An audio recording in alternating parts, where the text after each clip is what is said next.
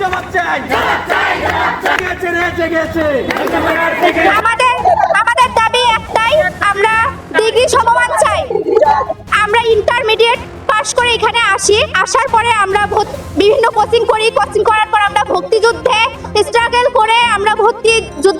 করে আমরা টেকার পর আমরা এখানে এসে 3 বছর পড়ার পরেও যদি 3 বছর ডিপ্লোমা করার পরেও যদি আমরা ওই সমমান পাই, এইচএসসি সমমান পাই, তাহলে কি হলো?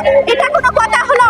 আমরা সবকিছুই করি, অথচ আমাদের এই দাবিটা মেনে নেওয়া হচ্ছে না কেন? আমরা চাই আমাদের দাবিটা মেনে নেওয়া হোক। আমরা চাই ডিগ্রি। আমাদের দাবি একটাই, আমাদের দাবি মানতেই হবে, না হলে সত্যি আমরা রক্তের বন্যা ভাসিয়ে দেব এবং রক্তের বন্যায় অন্যায়ের প্রশ্রয় আমরা দেব না। আমাদের দাবি মানতেই হবে।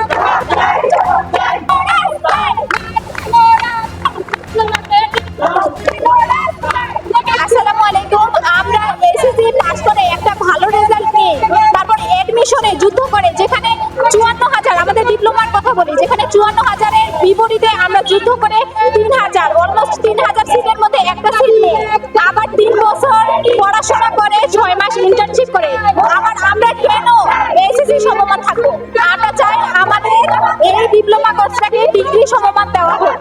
আমাদের দাবি একটাই, আমরা আবেদন করতেছি স্বাস্থ্য মন্ত্রণালয়ের কাছে, আমাদের বিএনএমসির কাছে, যেন আমাদেরকে ডিগ্রি সমমান দেওয়া হোক।